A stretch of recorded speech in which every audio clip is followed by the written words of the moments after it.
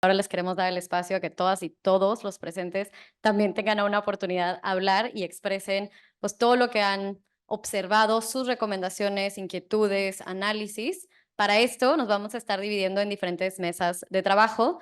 Va a haber un mundo virtual y va a haber un mundo presencial. Voy a empezar explicando el mundo virtual primero, igual agradeciendo a nuestros alrededor de 50 participantes virtuales que siguen conectados. A esto pediría que me pongan en pantalla, por favor, a nuestro moderador virtual. Es Humberto Calderón Zúñiga, director de políticas para el cambio climático de la Secretaría de Desarrollo Urbano y Medio Ambiente del Gobierno de Tamaulipas. Entonces, por favor, poner a Humberto en pantalla para que los conozcamos. Él estudió en el TEC de Monterrey, donde también obtuvo y tiene un grado de maestría en ciencias con especialidad de sistemas ambientales. Tiene un doctorado en medio ambiente por la Facultad de Ingeniería Arturo Narro Siller de la Universidad Autónoma de Tamaulipas. Es funcionario público ya durante varios años y posteriormente fue gerente general de la Comisión Municipal de Agua Potable y Alcantarillado de la Ciudad Victoria y actualmente es el director de políticas de cambio climático. No sé si me lo puedan poner en la pantalla. Él va a estar dirigiendo la moderación virtual. Para todos los participantes virtual, esto va a estar funcionando. Tenemos un par de preguntas que Humberto muy amablemente las va a estar destacando y sacando la más información de ustedes posible. Cómo funciona en Zoom, favor de seleccionar el botón de alzar la mano y él les va a poder otorgar el permiso de palabra y van a estar a ustedes en esto. Van a ser máximo 6 preguntas conforme vaya avanzando el tema. Entonces, muchísimas gracias, Humberto, por este tema y dejamos entonces la mesa virtual de Zoom para que empiece. Y asimismo, agradeciendo a los intérpretes, hay una interpretación simultánea virtual, tanto en inglés y en español, de la cual a todos los que asistieron vamos a estar compartiendo ambas versiones, en dado caso de que igual la quieran difundir. Gracias, Humberto. Ahora, ¿cómo va a funcionar de manera presencial? Vamos a tener igual diferentes moderadores. En este sentido, Efra, de Pronatura Península de Yucatán, Adriana, de Pronatura Noreste, Carlos, de Pronatura México, y nos va a estar apoyando Erika, igual aquí de Yucatán, del gobierno, y nos podemos estar dividiendo entre 4 o 5 personas por mesa. Les voy a estar leyendo las preguntas, igual van a estar en pantalla para que podamos seguirlas y sus moderadores las tienen. Realmente queremos escuchar, la verdad, la parte más dura y esto va a estar usado en nuestros estudios de caso. Y después una parte muy emocionante, más comida y un cóctel que estará sucediendo en la terraza, que tiene una muy linda vista aquí en el hotel a partir de las 6:30. Entonces, la primera pregunta es, ¿qué estrategias específicas pueden implementarse para abordar las inquietudes en el acceso al agua y garantizar la justicia hídrica en el contexto del cambio climático? La segunda, ¿qué mecanismos requerimos para que las medidas de adaptación actuales sean sostenibles financieramente a largo plazo? La tercera, considerando la creciente presión sobre los recursos hídricos debido al cambio climático, ¿qué roles deberían desempeñar los sectores públicos y privados en la gestión sostenible? ¿Qué papel juegan las en estas implementaciones? Y en dado caso de tener más tiempo, tenemos, dada la complejidad de los sistemas hídricos, cómo pueden las tecnologías emergentes, como la inteligencia artificial o el aprendizaje automático, apoyar en estas gestiones de agua. Y por último, considerando la interconexión entre el agua, la energía y la alimentación, cómo podemos diseñar soluciones integradas para abordar estos desafíos. Entonces, muchísimas gracias. Igual, Humberto, antes de dividirnos, no sé si quieras compartir un par de palabras del taller o de tu experiencia como servidor público de Tamaulipas. Claro que sí, muchas gracias. Primero, bueno, agradecer el interés de la Unión Europea en estas actividades, estos proyectos aquí en México, en las cuencas, a la Semarnat, al gobierno de Yucatán, Pronatura. Muchas gracias, Laura Vallejo y Regina Cornich, y estoy aquí para sumarme en estos esfuerzos. Me gustaría también hacer una mención de lo que he estado escuchando en esta serie de participaciones y que sí es muy importante tanto ver lo que es el estrés hídrico con la dotación de agua. O sea, esto lo vamos a tener que analizar Uno, estamos pensando si es por el cambio climático o, como se ha mencionado, la variabilidad climática, que creo yo que en mi experiencia ya es cambio climático debido a que esta variabilidad climática ha sido muy repetida. Y por otro lado, en la parte de la dotación, pues vamos a ver que tenemos un servicio que no es eficiente y falta mucho por arreglar ahí. Sabemos que traemos el uso urbano, el riego agrícola. Cuando el riego agrícola pues supera el uso urbano a veces 10, 11 veces a uno.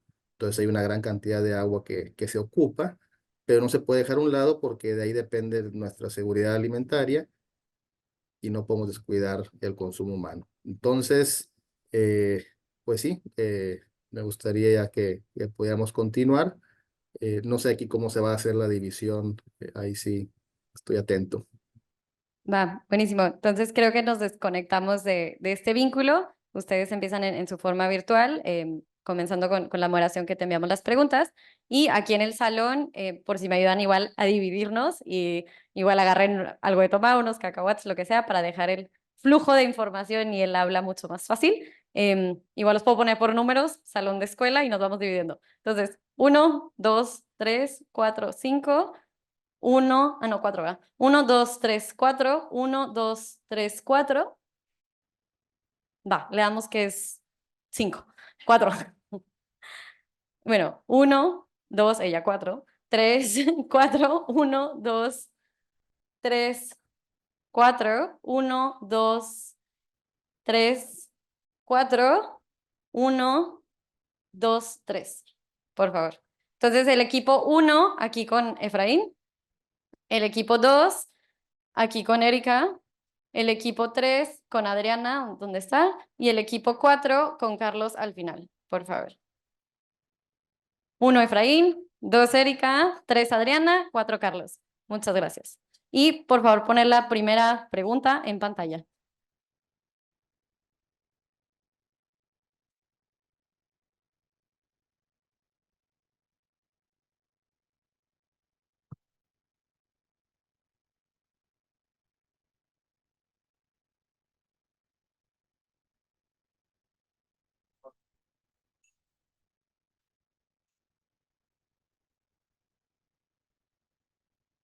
Bueno, con esto quiero pensar que los que estamos en la parte virtual ya nos separamos, ¿verdad?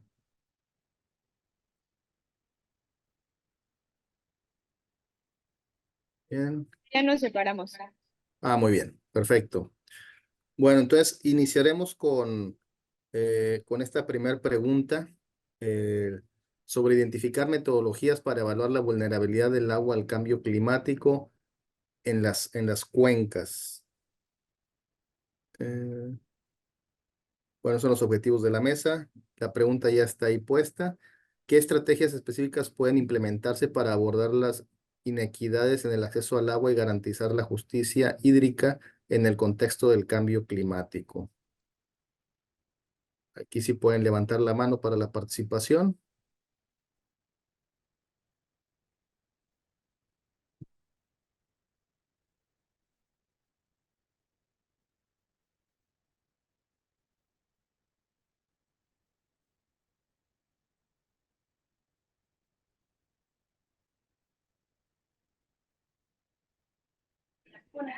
Las personas que están en virtual creo ya pueden participar. No sé quién empiece, Daniel. Ni audio ni. Ok, muy bien. Aquí eh, Mario Siret está levantando la mano. No sé si quiere participar. Sí, respecto a esta pregunta, yo creo que sí tenemos las mejores leyes al respecto. Yo creo que nada más tenemos que aplicar la ley. Tenemos una constitución que nos dice qué tenemos que hacer, una ley de aguas que nos dice cuáles son las prioridades, tenemos normas oficiales. Creo que nada más debemos aplicar la ley. Necesitamos destinar recursos, el gobierno tiene que destinar recursos para hacer valer la ley. No necesitamos crear más cosas. Tenemos una ley de cambio climático. O sea, ¿qué necesitamos para esto? vamos presionando a que nada más se aplique la ley. Con eso garantizaríamos que la gente que no tiene acceso al agua la tenga. Así es correcto, es correcto. Daniel también tiene la mano levantada. Gracias, Humberto. Aquí Daniel Sánchez de Reforestamos México. Em, bueno, no soy tan experto en cuanto a las leyes del agua, pero algo que podría funcionar como estrategia, y no sé si esto se vaya a hacer como tema de debate, como un sistema de comercio, como está pasando en el tema de carbono, que se usan estos mecanismos de mercado como sistemas de comercio de emisiones o sistemas de comercio para como topes de uso de agua por industria, por empresa, por sector de la sociedad. Obviamente, pues los usuarios no tanto, no sé, pero empezar a tener este tipo de estrategias de saber cómo balancear más el uso en cuestión al mercado, creo que también podría ser interesante abordarlo. Sí, muy similar a lo que pueden ser tandeos o reducciones en lo que viene siendo en la distribución de agua. Obviamente tenerlo más regulado. Y como dice nuestro compañero Mario, claro que tenemos las mejores leyes, eso lo hemos visto. Si requieren cambios mínimos, pero sí muchas de nuestras leyes requieren de dientes y es lo que no tienen. Eso lo podemos ver en muchas de nuestras normatividades y sobre todo la vigilancia es bastante importante. Es muy correcto el comentario. No sé si alguien más tiene alguna participación en la pregunta.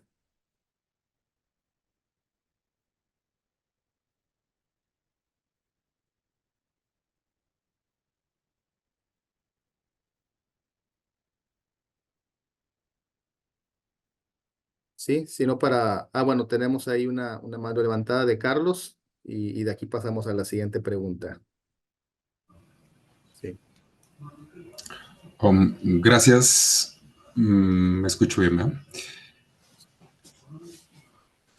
Gracias, Humberto. Sí, más bien digo, con esta pregunta lo que se me venía a la mente, y creo que obviamente no es nada nuevo, pero yo estoy como más del lado de la gestión urbana, ¿no? De la gestión urbana, de la gestión del recurso en las ciudades, en los edificios, en las viviendas, etcétera. Pero he encontrado como muchas oportunidades para mejorar la eficiencia del uso del recurso en los edificios, en las casas, en la misma, pues en todas las zonas urbanas, ¿no? Entonces, mi reflexión va más en torno a el tema de la eficiencia, ¿no?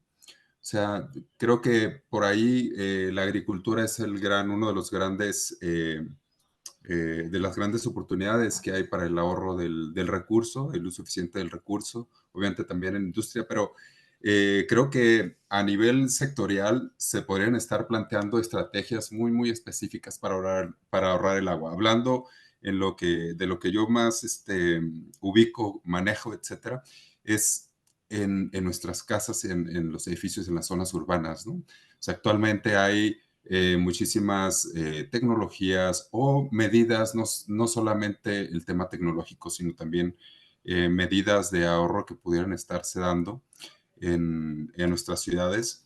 Y es verdad, ¿no? Que tenemos como muchas leyes muy bonitas, pero también poca vigilancia para el cumplimiento, ¿no? Tenemos también como reglamentos de construcción que son muy obsoletos, que datan de 20, 30 años en nuestras ciudades, municipios, y que no son correspondientes con las normas actuales, ¿no? Entonces, iba en ese sentido sobre el tema de la eficiencia en cómo estamos utilizando el recurso en las ciudades, ¿no? Muy Como bien. una de las alternativas. Ajá. Así es correcto. De hecho, en muchos lugares todavía siguen usando para el diseño dotaciones de 250 litros por habitante al día para los fraccionamientos. Sabemos que la Organización Mundial de la Salud marca un mínimo de 50 litros por habitante al día. Sin embargo, arriba de los 150 litros, por lo menos en México, se puede considerar bastante aceptable esta dotación. Entonces se puede empezar con esta reducción a la hora del diseño en general, en las partes en México, donde tenemos que ir poniéndole ciertas restricciones para poder hacer un uso más eficiente de nuestro recurso. Vamos a pasar a la siguiente pregunta para poder alcanzar a responder las 6 que traemos de tarea. Y la segunda, ahí está ya puesta. ¿Qué mecanismo requerimos para que las... Perdón, quisiera agregar algo muy rápido. Sí, adelante.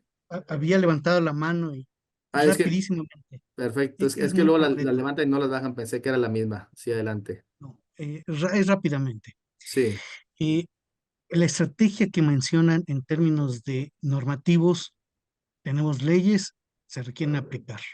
Esa estrategia, pues, llevamos más de 30 años queriendo en los consejos de Cuenca y en todos los espacios hacerla valer.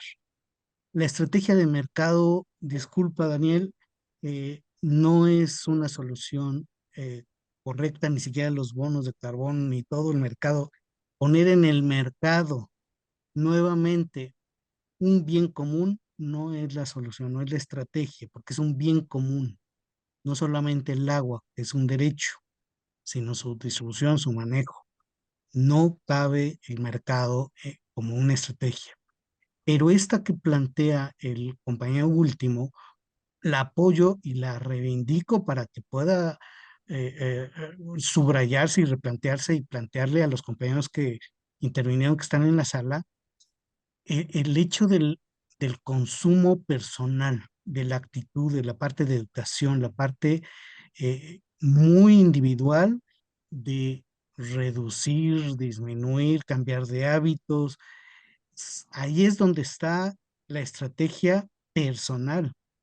Hay cientos de ejidos en donde en sus estatutos, en sus reglamentos internos, administran perfectamente el agua, son cabeceras de cuenca o están cuenca abajo y administran perfectamente. Y hay muchos ejercicios, muchos ejemplos de los que podemos tomar parte y es ahí donde en los ejidos, donde salen los ojos de agua, donde está el agua y le da el agua a la ciudad para que le abra la llave y tengan agua para bañarse, para alimentar, pero esos no toman en cuenta a los propietarios de los bosques o de cabeceras de cuenca y sencillamente pagan una tarifa de agua sin importarles lo que implica conservar los bosques o las recargas de agua. Entonces, esta sintonía, ponerle mucho acento a esta estrategia personalizada, comunitaria, de hábitos urbanos, es la que yo quisiera sugerirles, proponerles a los compañeros, que la remarquemos como una de las más relevantes, muy justificada en estos argumentos. Gracias. muchas gracias. Habían otras manos levantadas también que no había visto. Luis Camacho, si quiere hacer una participación.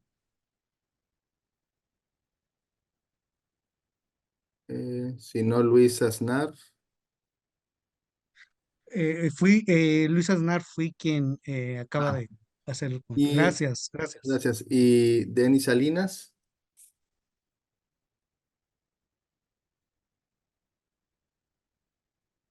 Bueno, entonces continuaremos a la segunda pregunta. ¿Qué mecanismos requerimos para que las medidas de adaptación actuales sean sostenibles financieramente a largo plazo? Y en este me gustaría hacer un comentario primero sobre algo que ha mencionado la Conagua en otros tiempos y es muy claro. Un sistema hidráulico que abastece de agua potable deja de ser eficiente cuando comienza a utilizar excesivos recursos humanos, materiales y económicos. Entonces, si queremos tener algo que sea sostenible financieramente a largo plazo, tenemos que ser muy eficientes en esta cuestión financiera. Si tienen algún comentario, levanten la mano. Parece que ahí Denis Salinas sigue con la mano levantada.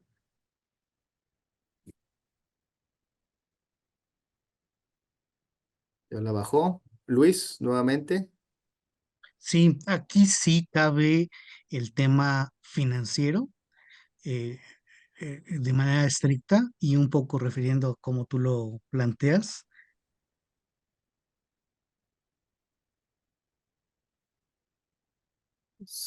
Sí.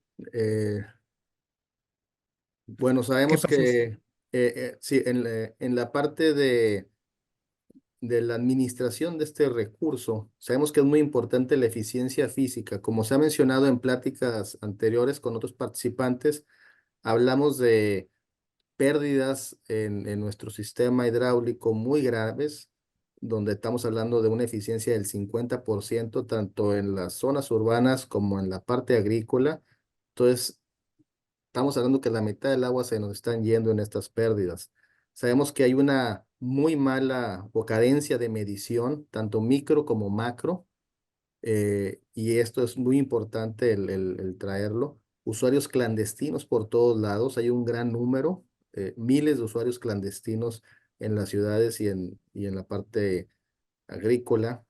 Los mantenimientos tan descuidados, tanta falta se hace en estos equipos y pues obviamente los gastos de operación, como hemos mencionado, estos números excesivos hacen que tanto en distritos de riego como en la parte de organismos operadores de agua estén operando con números rojos, siendo que son de los únicos proveedores del servicio.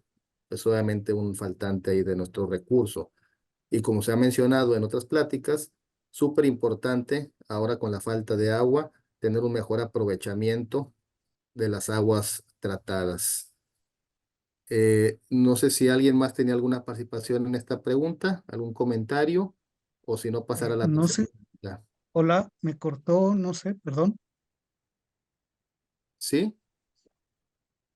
Sí, que reiterar que en este caso sí los mecanismos financieros aplican de manera estricta, acompañados o paralelos a mecanismos normativos y obviamente el fortalecer la hacienda pública. Aquí la federalización de estos mecanismos es necesario. Cuando hablo de federalización, hablo de todos los municipios deben de comenzar a eh, eh, administrar y no centralizar. Los consejos de cuenca deben de ser municipales, los consejos de agua deben ser municipales, todos los mecanismos de recaudación deben ser municipales en una transición justa de todo ello. Obviamente no todo, pero federalizar estos mecanismos es uno de los mecanismos que financiera y en términos de gobernanza para el agua deben de estarse fortaleciendo. Así es. La administración, como se menciona, es muy importante que sea municipal. Es obviamente una responsabilidad ahí, como lo marca el 115. Sabemos, sin embargo, que hay algunas conglomeraciones urbanas, ya zonas conurbadas metropolitanas, en la que pues varios municipios participan y entonces en estas ocasiones a veces pasa a ser de una concesión más grande intermunicipal o estatal. Algunos otros municipios muy pequeños que a veces no tienen pues se les complica mucho la administración para manejarla y en estos estados, en estos lugares también los estados han estado teniendo cierta participación, pero a final de cuentas el municipio levanta la mano y puede pedir que administrarían la parte del agua en lo que viene siendo en sus límites. Sabemos que los organismos operadores de agua pues tienen también una limitante hasta donde llega su red y a veces en los ejidos no entran y tienen también ahí los comisariados que se hacen cargo hasta que en algún momento va creciendo la urbe y en la parte agrícola, bueno, ahí ya pues el municipio también difícilmente va a ingresar, pero al final de cuentas es muy importante que quien esté administrando conozca muy bien la parte de cómo hacerlo de manera eficiente, de no usar los recursos excesivos, obviamente tener bien evaluada su tarifa de agua para no llegar a esta parte de los números rojos y que obviamente tenga una cobranza bastante adecuada en su administración. Si bien pasaremos a la tercera pregunta, como quiera, estas preguntas siguen muy relacionadas, entonces podemos seguir respondiendo alguna de las que ya hayamos pasado. Vamos a pasar a la número 3, si la podemos proyectar. Ahorita se las leo en lo que la proyectan. Y viene siendo, considerando la creciente presión sobre los recursos hidráulicos debido al cambio climático, ¿qué roles deberían desempeñar los sectores público y privado en la gestión sostenible del agua? Si hay alguien que quiera participar en esta pregunta, Pablo, levanta la mano.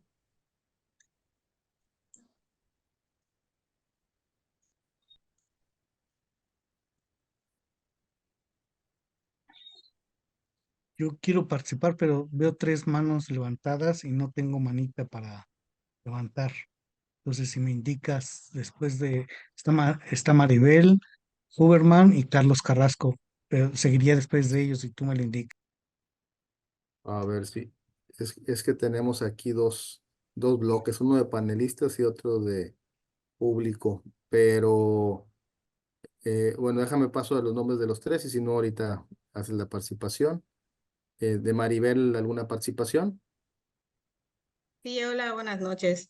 Bueno, Pues sí, yo creo que como habían dicho un poquito aquí en la primera pregunta, y ligada a esta tercera, es que el tema es que, pues sí, efectivamente estoy de acuerdo de que las reglamentaciones ya existen, pero como tú decías bien, les faltan dientes, ¿no? Mientras no existan los reglamentos, lo que haga valer, hacer cumplir las leyes, pues realmente es letra muerta, son buenas intenciones.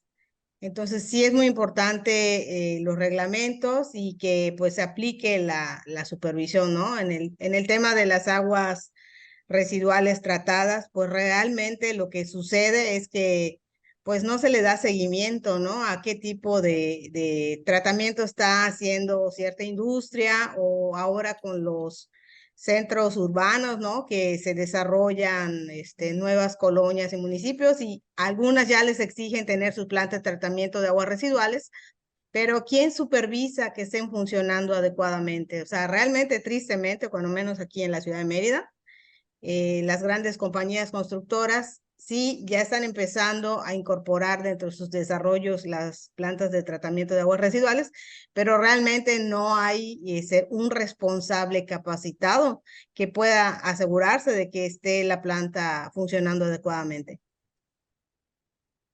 muchas gracias.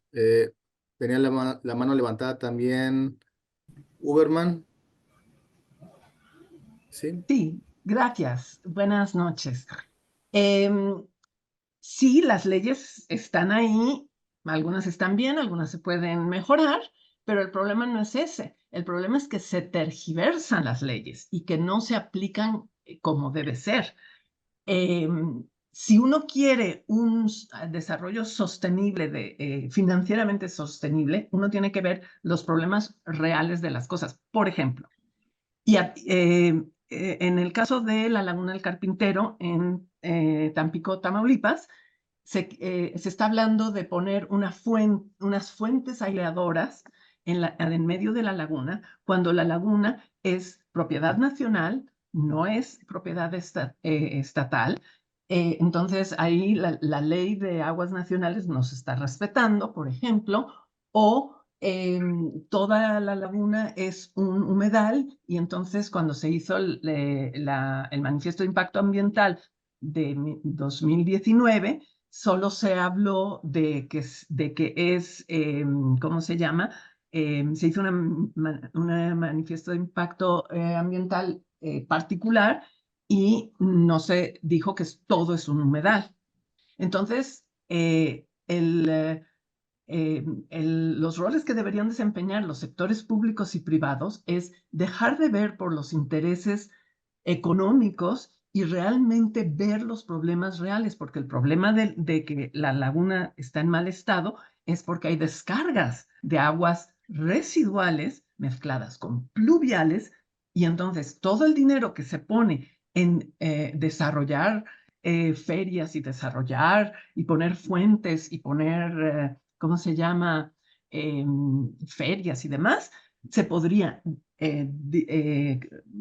invertir en quitar esas descargas y no tendrían que poner fuentes que van a interrumpir el flujo hidrológico, que van a interrumpir la biodiversidad y crear contaminación lumínica y quién sabe cuántas más, porque hasta va a tener colores. Gracias. Muchas gracias. Está también la mano levantada, primero de Carlos Carrasco y después de Luis Snar. Gracias, Humberto. Bueno, creo que una de las cosas que podrían ayudarnos es obvio, ¿no? Que es evidente que el sector público y privado deben de trabajar súper estrechamente, ¿no? De manera conjunta para identificar por ahí las vías para generar esta gestión sostenible del agua, pero una de las cosas que creo que podría funcionar es tener como una especie de hoja de ruta, ¿no? Que contenga o que integre la visión hacia donde queremos llegar, ¿no? Como sociedad, considerando obviamente todo el tema del cambio climático, un estudio súper detallado sobre la cantidad del recurso, la disponibilidad del recurso y todo el diagnóstico en torno a esto, social y ambiental, etcétera, ¿no? Y que puedan identificarse también estos posibles mecanismos como para mantener esta visión, no sé si a 2030 o a 2050, que son como las metas globales que existen por ahora, ¿no? Pero bueno, estas varían en función de la localidad y de la cantidad del recurso que hay disponible, ¿no? La caducidad. Entonces, se me venía a la mente por ahí este tema de la hoja de ruta que creo que está funcionando en otros ambientes.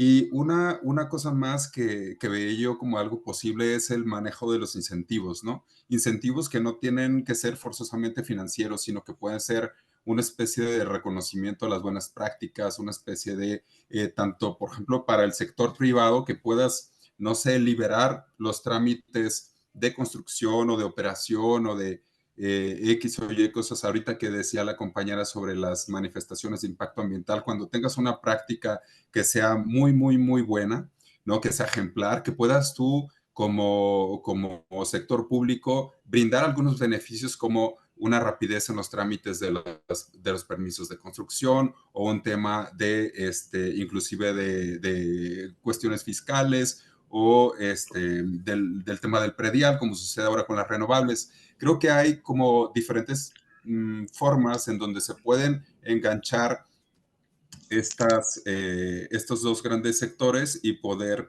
conducir los objetivos y cumplir con las metas que se plantean, ¿no? Gracias. Luis Snar, tiene la mano levantada. Sí, sí, hay dos niveles de tratar de entender los roles en que deben de estar funcionando los sectores público y privado. Uno a nivel global y uno a nivel nacional, local. A nivel local sabemos de empresas que tienen políticas extractivas. No menciono los nombres, ustedes las conocen, y esos incentivos podrían ser perversos. Oye, lo que dice Carlos, incentivos fiscales, claro, pero pueden ser perversos porque ya conocemos la historia de esta situación. Eh, igual de la parte pública, ¿no? Aquí regreso al nuevo tema donde, bueno, habrá normatividad, habrá leyes, harán falta reglamentos, habrá que ponerles dientes a las leyes para que se implementen, pero si a nivel ciudadano, individual, no es lo mismo eh, el municipio de Tecámac y el municipio de Naucalpan. Están cerquitas y el consumo es diferente, es diferenciado.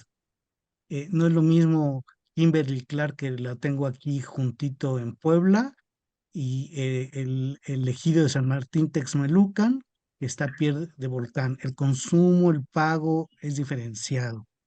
Entonces, los roles que deben de cumplirse a nivel público y privado en escalas a estas locales eh, eh, sale por fuera de los planteamientos de cambio climático. Entonces, ¿qué es lo que quiero decir con esto? Es, uno, diferenciar que no todo es presión por cambio climático, el déficit hídrico, y ya tenemos un diagnóstico, tenemos ruta, la hoja de ruta que plantea el compañero, con un plan de desarrollo del sexenio pasado y del próximo que viene. Ya hay una ruta, una hoja crítica que ahí está trazado la política. Y entonces, como ciudadanos, hay que hacer que se cumpla. El compañero Mario decía, pues presionemos al gobierno. Espérame, la pregunta que le haría a Mario es, ¿en tu casa usas menos agua de la necesaria? ¿Propicias que tus vecinos usen menos agua?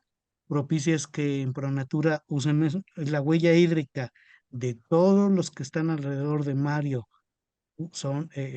realmente vale la pena seguir esa estrategia que sigue Mario. Esas son las escalas que tenemos que estar cuestionando. ¿Cuál es el rol a nivel público y privado en el que nos desempeñamos nosotros como profesionistas, como técnicos? Gracias. Sí. Hemos mencionado mucho a lo largo de estas preguntas el tema del volumen que se consume, que si la dotación está muy alta o muy baja, si estamos reduciendo nuestros consumos, y eso va muy de la mano con la parte de la medición y con la frase de Lord Kevin de lo que no se define no se puede medir, lo que no se mide no se puede mejorar y lo que no se mejora se degrada. Es algo que nos está pasando. Tenemos nuestros sistemas, sistemas de agua potable en las ciudades en donde posiblemente más de la mitad de los usuarios no cuentan con medición. Entonces no sabemos realmente cuánto se está consumiendo en nuestro sistema y mucha de esta agua sabemos que se va a alimentar fugas o se va a las líneas clandestinas y no hay un control. Y esto también sucede en la parte agrícola. Entonces, hacer mucho énfasis también en la parte de la medición para poder poder hacer aparte un análisis correcto, porque hacemos análisis en base a promedios, pero tener una medición nos va a hacer tener un mejor análisis de a dónde se está yendo nuestra agua, nuestros consumos.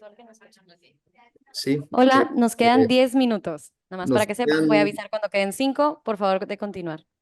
ok. Y bueno, nos quedan todavía varias preguntas por contestar. Una que va muy de la mano a la pregunta anterior viene siendo la parte del papel que juegan las comunidades locales en la implementación de medidas de adaptación en el sector del agua. Eh, Igual y podemos enfocarnos a esto, es qué papel juegan las comunidades locales. No sé si tengan por ahí la mano levantada algunos.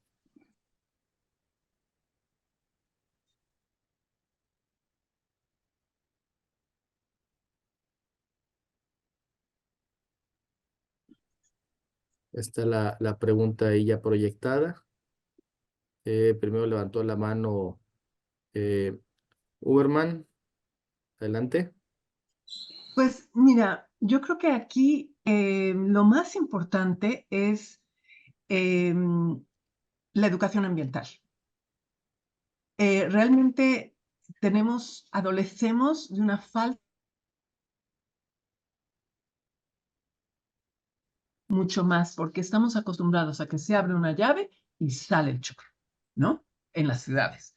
En el campo tienes que acarrear el agua y quién sabe si tengas, ¿no? Entonces, creo que si se invirtiera un poco más, tanto de manera pública como de manera privada, en escuelas, a todos los niveles ¿cómo se llama?, de la educación, en educación ambiental, de cuidado de absolutamente todos nuestros recursos, estaríamos mucho mejor. Gracias. Así es correcto. Es bien importante esta parte del cuidado del agua, un programa que tiene ya años trabajando, pero obviamente requiere de mucho más difusión, tanto los municipios, en los estados, en la federación. Muy importante el consumo responsable del agua y que siempre va acompañado al final con la parte de pagar por ese servicio, que es bien importante para que podamos seguir manteniéndolo en nuestros servicios de agua potable en todas las ciudades. Luis Aznar, también la mano Sí, levantada. rápidamente, aquí sí entra y aquí sí me siento con Daniel a trabajar en la parte de incentivos económicos financieros entre un municipio, entre un gobierno subnacional y las comunidades. El pago de empresas, el pago de los urbanos de un peso más o no, definir estas tarifas donde ese peso, esa adicionalidad del consumo de agua vaya a educación ambiental, a las escuelas donde están los ejidos que son los proveedores de agua. Esa es una cuestión básica, lo que dice Habermas. Eso es así, local, local. Y el segundo mecanismo es un poco más arriba, es seguir tejiendo y fortalecer la política de cuencas intermunicipales, de regiones donde la gobernanza, el funcionamiento de estos mecanismos financieros, técnicos, etcétera, de todo lo que estamos platicando, sea a través de estas instancias intermunicipales, porque es realmente algo que le puede ir dando forma y fuerza a todo lo que estamos platicando. Entonces, por experiencia propia, yo con Sergio Graf iniciamos el trabajo en Manantlán y lo defiendo, lo apoyo totalmente y hay que seguir luchando porque esta política sea escrita en el próximo plan de desarrollo y sea implementado no en el área ambiental, sino en el área de planeación del desarrollo. Gracias. Muy bien. Cerremos los últimos 5 minutos con la pregunta que vamos a irnos a las 6. Y viene siendo, considerando la vinculación entre el agua, la energía y la alimentación, ¿cómo pueden diseñarse soluciones integradas que aborden los desafíos del cambio climático de manera global? Si alguien quiere levantar la mano, ya hemos pasado a la última pregunta. Esa mera.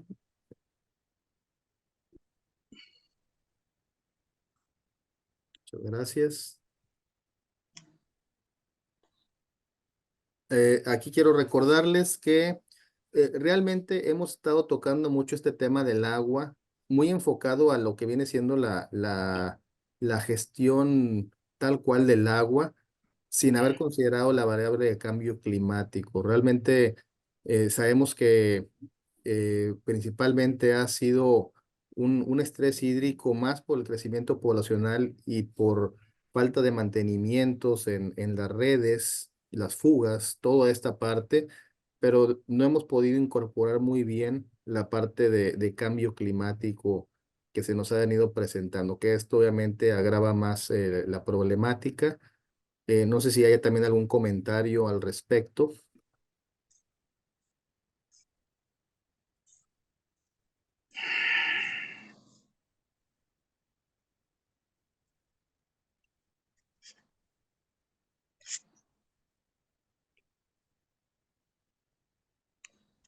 Sí, levantó la mano ahí.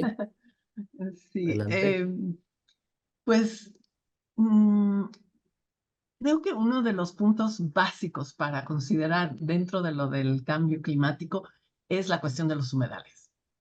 Los humedales costeros necesitamos cuidarlos como si fueran oro verde. Restaurar, evitar destruir más, lo que sea. Pero creo que una de las cosas que necesitamos, en especial ahorita que estamos hablando de cuencas y que estamos hablando de cambio climático, creo que debemos meter más esfuerzo, más educación ambiental, más dinero de parte de los recursos de todo tipo, de parte tanto del sector privado como del sector público, hacia la protección y el alto a la destrucción de los humedales. Gracias.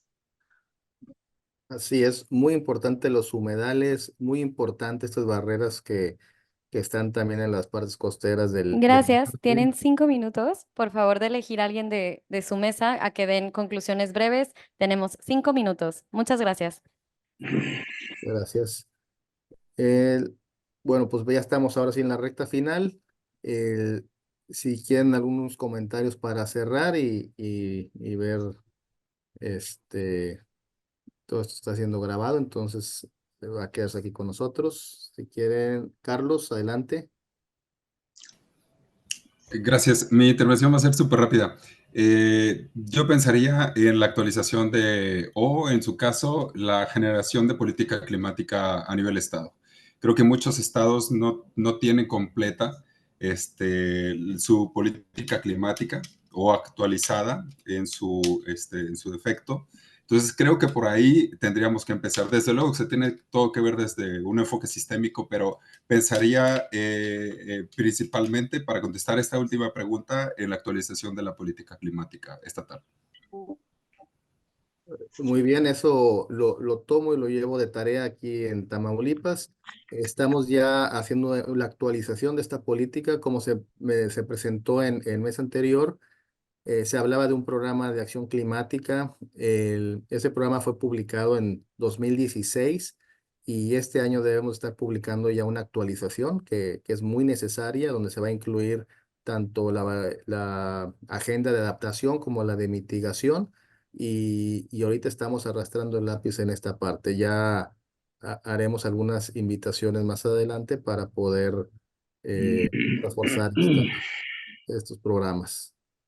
¿Alguna otra mano levantada? Nos quedan 2 minutos.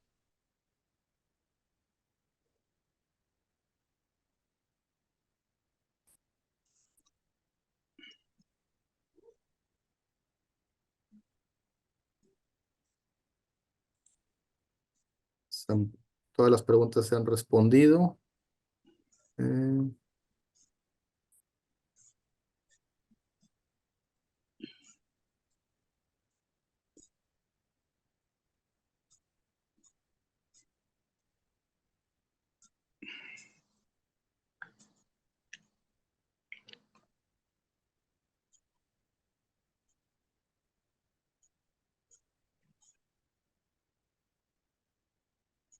bueno, creo que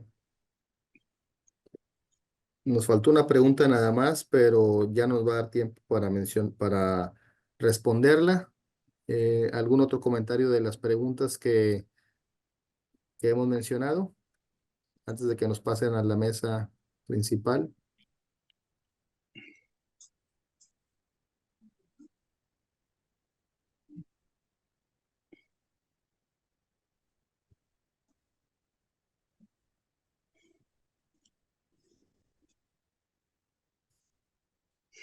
Dos minutos. Gracias. Ok, acá estamos cerrando. Pues sí, Ok. el insistir mucho en la parte porque se menciona mucho en la parte de la normatividad de las leyes, una nueva ley de aguas, como lo hemos mencionado, han sido bastante claras las leyes. Sí, el estrés hídrico nos ha empujado un poco más a ser más eficientes, el cambio climático también nos está empujando más a mejorar nuestras prácticas. 1 minuto. Sin embargo, como lo hemos mencionado ya varios en la mesa, más que hacer más leyes o algo, son ajustes muy breves que hay que hacer, nada más para tener un sistema más eficiente. Y por otro lado, pues lo que decíamos de los dientes, a lo mejor no los dientes, sino aplicarlos, que si bien se ha mencionado, si se ha implementado correctamente la vigilancia, pues sabemos que eso también ha sido algo que se necesita mucho hoy en día eh, para mejorar. Lo vemos dentro de las ciudades con la cantidad de fugas, con una cantidad de usuarios clandestinos, lo vemos en el campo y pues bueno, con esto yo creo que podemos cerrar aquí lo de la mesa para que ahora sí nos pasen a la principal. Bueno, muchísimas gracias a todos y todas. Vamos a estar concluyendo las mesas de diálogo. Me entusiasma muchísimo que siguen conversando. Para las personas que vamos a estar aquí presencialmente en el cóctel, podemos seguir platicando. Igual el Zoom se va a quedar abierto si entre ustedes les gustaría pues tener ahí el chat sin temas, pero para hacer la conclusión formal, nos gustaría tener este espacio. Entonces, vamos a empezar y pido a todos y todas, por favor, que volteen hacia acá y pongamos un poquito de atención. Vamos a estar empezando en el Zoom virtual. Por favor, poner a Humberto en la pantalla. Ellos nos va a estar dando igual una breve conclusión, 2 minutitos, de lo que nuestras grandes asistentes virtuales, muchísimas gracias por estar con nosotros todo el día. Sabemos que fue muchísimo de pedir de ustedes de estar conectados en una pantalla, pero gracias porque es un tema muy importante. Entonces, Humberto, te cedemos la palabra. Muchísimas gracias, Regina, y bueno, seré breve. Uno de los temas que redundó mucho en la mesa es que realmente no ocupamos nuevas leyes para este tema del agua, sino México cuenta con una legislación, normativa bastante amplia, de las mejores. Lo que sí carecemos es en la parte de su aplicación, en la parte de su vigilancia. Entonces es uno de los puntos que hay que reforzar. También se mencionó mucho en la mesa sobre esta problemática que tenemos del agua, tanto en las ciudades como en el campo, viéndolo de manera, no necesariamente por la problemática del cambio climático, sino por una administración actual del recurso hídrico y de las prácticas. Y sí sabemos que son sistemas que no son eficientes, que hay muchas fugas, muchos clandestinos, no hay medición a nivel micro ni macro, la falta de los mantenimientos. Entonces, todo esto nos ha complicado mucho en la parte de la administración del recurso hídrico. Pero por otro lado, sí, lo que se mencionó a lo mejor en otras mesas sobre esta variabilidad climática, que hoy en día, siendo tan repetida la variabilidad climática, pues sí, se puede considerar ya como un cambio climático y esto de alguna manera nos ha empujado a tener un mayor estrés en las ciudades y en el campo. Entonces, de alguna manera tenemos que ir migrando a prácticas más eficientes, ir pensando a lo mejor no en diseñar en las ciudades con dotaciones de 250 litros por habitante al día, sino ir pensando a lo mejor en 150, máximo 200 litros por habitante al día para empezar a ser más eficientes. En otros países están por abajo de los 100 litros por habitante al día. En la parte del campo también sabemos que no tener una eficiencia alta en el campo, pues todavía un daño mucho mayor a estos recursos. ¿Por qué? Porque pues obviamente traen consumos 10, 11 veces lo que consumen las ciudades. Entonces también es muy importante ahí tener la eficiencia, pero aparte un aprovechamiento de las aguas tratadas. Sí, y pues bueno, hubo buena participación en la mesa, dieron algunos casos muy específicos donde hay algunas problemáticas muy marcadas, pero creo que todos íbamos en la misma dirección de la problemática que se vive y que debe ser muy similar en las diferentes regiones en el país. Sí, muchas gracias. Muchísimas gracias, Humberto, y a todos y todas las participantes. En este sentido, vamos ahora a continuar con las breves conclusiones de las personas en presencial. Entonces, por favor, empezar en la mesa que tengo aquí enfrente. Adelante. Y el micrófono, por favor. Buenísimo. Voy prestando este. Hola, participantes, compañeras, compañeros. Bueno, en esta mesa platicamos de varios temas muy importantes. Creo que comenzamos por hablar de la inequidad hídrica y de cómo podríamos resolver un poco estos temas. Creo que todos llegamos al acuerdo de que tarifas diferenciadas podría ser una buena estrategia, ¿no? Ir atacando un poco la diferencia en el consumo de cada individuo, de cada persona moral o organización o empresa, pues ir haciendo una medición, ¿no? De si tienes la capacidad de estar consumiendo tanto, pues tendrás la capacidad de pagar más por ello, ¿no? Por otro lado, también se habló de las concesiones, de cómo podríamos mejorar o cambiar un poco el tema de las concesiones.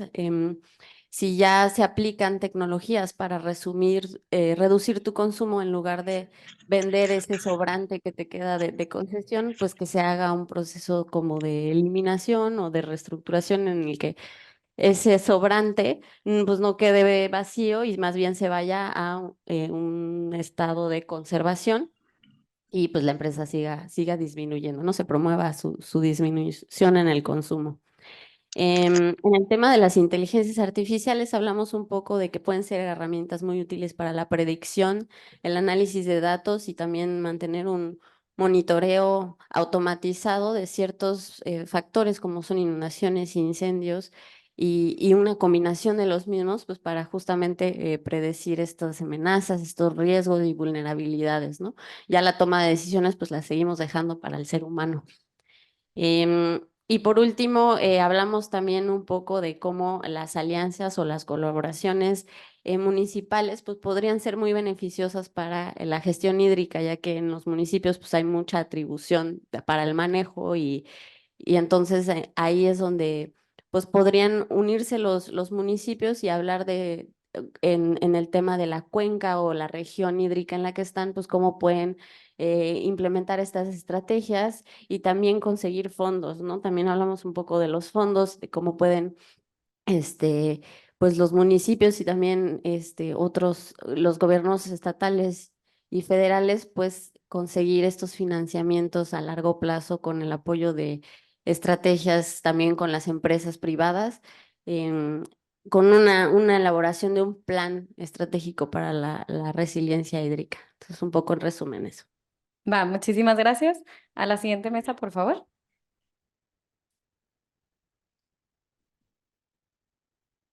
Hola, voy a resumir lo que hablamos en la mesa. Como punto número 1, hablamos sobre estrategias para la justicia hídrica, en donde pensamos que se reviertan los papeles donde las empresas que tienen acceso al agua limpia a través de concesiones versus la ciudadanía que ocupa el agua tratada, que se repiense el tema de las concesiones donde la ciudadanía no tiene acceso al agua limpia y las empresas sí, y se dé más peso a las condiciones actuales y futuras del mal manejo del agua para que lleguen a la ciudadanía, ¿no? También que se tomen en cuenta las comunidades locales donde se plantea introducir algún proyecto de prioridad hídrica para que el efecto no sea solo de un pago puntual, ya que el beneficio o riesgo es permanente, y también se dé una previa información antes de la toma de decisiones conscientes por la misma comunidad y aceptación de este proyecto. También pensamos en que las embotelladoras ameritan tener un impuesto adicional, ya que en tiempos de sequía las empresas tienen acceso al agua y la ciudadanía no, y por lo tanto tenemos un producto que te quita el acceso al agua potable para ofrecer un producto que no alimenta. Entonces, de esta manera, al hacerlo un poco más costoso, se reduce esa demanda de ese producto que pues en realidad no está apoyando a la seguridad hídrica. El otro es el pago de cuotas de inteligencia artificial, perdón, el pago de cuotas de estas embotelladoras mineras que sea permanente y en todo tiempo genera un impacto negativo, no solo cuando se activa la actividad regular en políticas públicas, también brindar educación social para la ciudadanía, porque no importa si hay impuestos, si no hay conciencia y no se prioriza. Y también que se tenga en cuenta antes de la toma de decisiones el impacto a la salud o daño de huella hídrica para cualquier proyecto, ¿no? También en el tema de mecanismos se piensa tener un análisis de riesgo de vulnerabilidad que esté a la mano y actualizado de la ciudadanía y de las comunidades ante el impacto hídrico. Antes de la toma de decisiones, tener indicadores y estudios con datos duros, hacer alianzas con actores estratégicos para que se apoye financieramente este tipo de proyectos hídricos sostenibles, una actualización de políticas públicas con inclusión de impuestos hídricos que promueva la concientización de empresas y ciudadanía. También en el tema de roles público y privado. En el sector público se tiene pensado en modificar instrumentos o crear planeaciones estratégicas basadas en estos datos duros, también identificar la situación actual para prevenir futuros riesgos, vigilar y monitorear el consumo de agua por las empresas, también brindar datos abiertos del consumo de agua del sector privado, regular y promover las especies de plantas adecuadas y aptas para el ecosistema y también poder mitigar el problema hídrico o la escasez. Y en el sector privado hacer negociaciones conscientes en la sostenibilidad del agua antes de crear algún proyecto que sea sostenible, pensar de manera integral en la gestión sostenible de este recurso, financiar investigaciones y crear un fondo hídrico donde no sea ninguna investigación financiada directamente por las empresas. En el papel de las comunidades locales, también exigir la educación ambiental por la misma comunidad, que los datos sobre sus condiciones naturales actuales y sobre los futuros proyectos sean socializados con las comunidades, solicitar que los proyectos que se implementen dentro de la comunidad sean sostenibles con el respeto al futuro hídrico y se adapte a las condiciones de las comunidades, a sus necesidades específicas, porque cada territorio es diferente, y establecer comités locales de vigilancia y monitoreo para la prevención del mal uso de recursos hídricos, en donde los miembros de estos comités o consejos de estas sean de las comunidades y no de empresas ni tampoco de gobierno, para también evitar esta parte del conflicto de intereses, activar mecanismos de respuesta ante denuncias ciudadanas local, estatal y nacional, y activar la evaluación de las denuncias y de los consejos ciudadanos del agua operante. También respecto al uso de tecnologías emergentes, cuando hay sequías, implementar metas para que los recursos hídricos sean bien aprovechados, que este uso de tecnología emergente e inteligencia artificial se relacione de manera integral con las energías renovables y el agua, y también implementar tecnologías de éxito en otros países a través de pruebas piloto o con un contexto local, y darle prioridad también a las empresas mexicanas que ya tienen éxito en esta tecnología e innovación. Y también respecto a la interconexión y desafíos, priorizar proyectos que encaminen los tres temas de los que se hablaba, ya de forma integral, incentivando y diseñando con enfoques, y que esta inversión sea para beneficiar a las tres áreas de las que se hablaba, ¿no? en el documento. Y ya sería todo. Muchísimas gracias. Muy, muy eficiente esta mesa. En favor de igual resumir breve, que esto es lo que nos queda antes del cóctel y los canapés. Adelante. Claro. Bueno, nosotros solamente resaltando como algunos conceptos que se tuvieron en cada pregunta en cuanto a las estrategias específicas para la inequidad y garantizar la justicia hídrica. Se habló mucho de la transparencia. Resaltó la educación para entender el problema y la transparencia de las instituciones, sobre todo de las plantas tratadoras de agua que no reportan correctamente lo que se está haciendo. Entonces, en ese aspecto se discutió eso. En cuanto a las medidas de adaptación que sean sostenibles financieramente, se habló de, pues, cobrar o bueno, sí, que no necesariamente a los consumidores más grandes se les cobra equitativamente. Resaltó el tema de la equidad, no la igualdad, ¿no? No se trata de cobrar lo mismo a todo el mundo, sino a los grandes consumidores se les está cobrando con justicia. Eso por ese lado, y también pues se discutió sobre posibles estrategias de financiamiento de organizaciones internacionales para la operación ¿cómo es?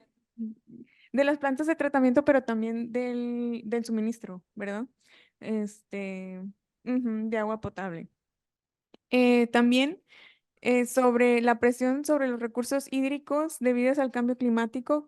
En cuanto al sector público y el sector privado, discutimos en conjunto con el tema de las comunidades locales, porque se conversó que el sector público y el sector privado pues deberían como incluir la participación de las comunidades locales, pero a la vez cuando se les da esta apertura se ha visto que las comunidades no se presentan. Entonces también está pues de los dos lados participar. En cuanto a la complejidad de los sistemas hídricos, las tecnologías emergentes y la inteligencia artificial, aquí pues hablamos de que pues es difícil sacar soluciones en un par de minutos el día de hoy, pero que se tiene que trabajar integralmente con diferentes expertos e incluso, o sea, ya adelantándonos también al nexo entre el agua, la energía y la alimentación, pues se trata de integrar los conocimientos para salir con las soluciones que se necesitan. Entonces, es todo. Va. No sé si alguien quiere agregar algo. Bueno, adelante, pero por tiempo se nos está complicando porque tenemos 6 minutos de interpretación. Solo agregar que la palabra diálogo, a mí me gusta mucho. Y hay veces que no se necesita que venga una agencia de otro país para conseguir financiamiento. A veces el mismo ciudadano está dispuesto a aportar 10, 15 pesos, pero no existe el diálogo entre el organismo operador de agua y una organización ciudadana que quiera hacerlo. Entonces, bueno. Muchísimas gracias y la última vez muy breve porque tenemos muy poco tiempo.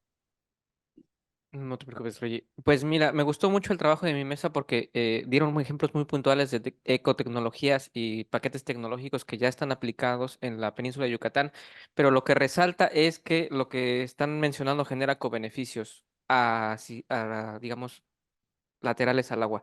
Son tecnologías que trabajan con el agua, pero que generan mejoras en la salud pública, que generan estructura, entiendo que hasta techos, que mejoran la productividad de los sistemas porcícolas y que además están también garantizando que la calidad del agua que no se puede tratar no sea de mala calidad, o sea, que no se contaminen las fuentes de agua para uso doméstico. Esto me parece importante porque ese tipo de tecnologías se pueden asentar en las comunidades y generan una mejor aceptación de las personas porque no solo es tengo un pozo porque me lo dieron y se ve bonito, sino tengo un pozo porque me da esto, esto, esto, esto y esto. Y además eso pues para los indicadores y para los proyectos pues los vuelve más integrales. Entonces, afortunadamente era una mesa bastante académica, pero con ejemplos de caso muy puntuales y que además están citables. Me gustó mucho, muchas gracias por trabajar conmigo. Y eso sería todo, te paso el micrófono. Va, muchísimas gracias entonces a todos y todas.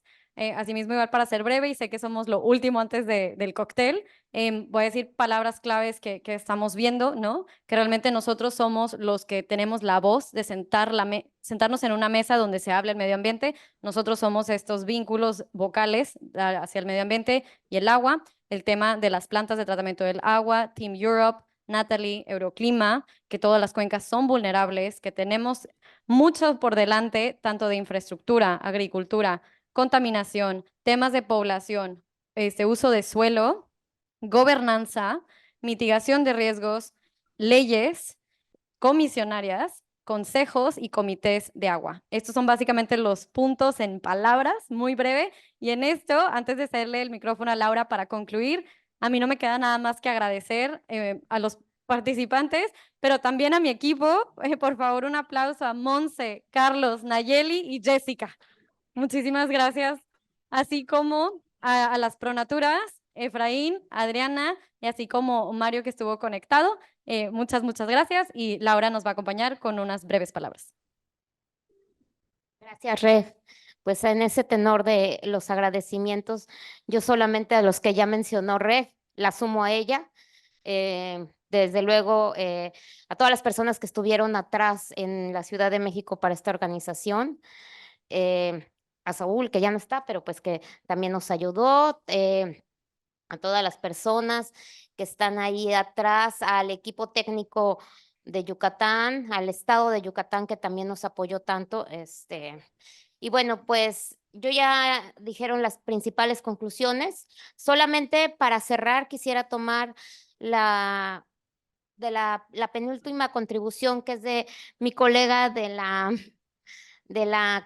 guayabera color marrón.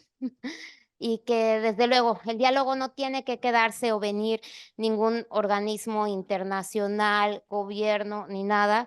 Es la ciudadanía, ¿no? Entonces, yo comentaba en la sección de bosques, perdón, me permito nada más para cerrar.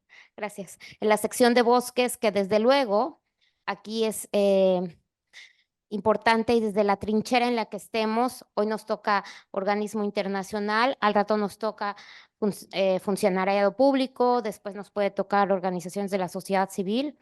El diálogo no se queda aquí, tenemos mucho trabajo con Pronatura desde los diálogos de cambio climático. Y tenemos, desde luego, 2 eventos más, un taller que esperamos nos acompañen, desde luego las Pronaturas nos van a acompañar, pero que eventualmente, como ahora están presenciales, ustedes se puedan sumar de manera virtual. Estamos recogiendo a lo largo de todo el proyecto, son diálogos y son temas constantes a través del trabajo de Pronatura, y también desde nuestro mismo trabajo de los diálogos podemos continuar recogiendo sus aportaciones. Mucho de lo que se ha dicho no es nuevo. Probablemente Sergio o el doctor Bachori, que llevan tantos años, o allá también, se ha dicho hace 20 años de esto. Y pues solamente tendríamos que acomodarlo de acuerdo a también las necesidades y climáticas actuales, ¿no? Entonces ese es realmente el reto, porque los problemas ya los llevamos arrastrando, como decía Fabiola hace unas horas, desde hace muchísimo. Y bueno, pues también ahí están justamente Regina haciendo esta promoción de cómo podemos seguir participando. Y y que también, por favor, si nos apoyan a devolver los gafetes, porque los vamos a volver a usar en la siguiente diálogo, me parece una medida bastante sostenible. Y pues nada, muchas gracias, buenas noches, y muchísimas gracias a las personas que nos han acompañado de manera virtual toda esta trayectoria. Esperamos satisfacer sus demandas y necesidades con los resultados de estos proyectos y de estos instrumentos. Y gracias.